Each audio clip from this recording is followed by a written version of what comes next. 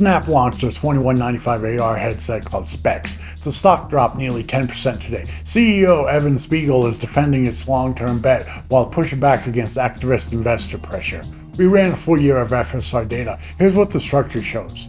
Snap has been dealing with real headwinds. Morningstar just cut their fair value estimate to $7 from $9, citing shrinking U.S. user counts. JP Morgan rates the stock underweight. Now the Specs launch, at over $2,000 a unit, is getting a skeptical reception from retail investors and analysts alike. The stock fell 10% in the day following launch.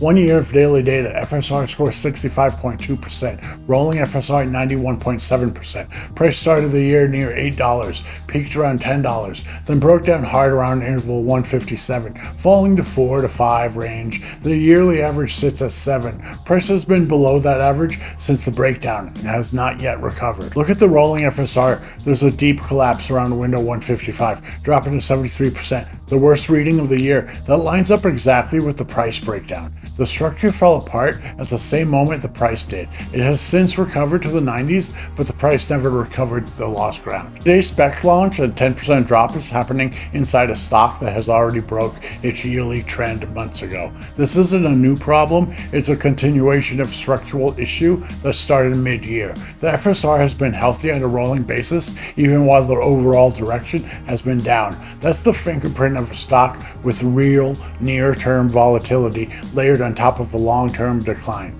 Earnings is August 4th. We'll run the FSR again before that report. Full tool at predictability-api.com. Link is in the description. Breakdowns happen all the time. Thanks for stopping by. We'll catch you in the next one.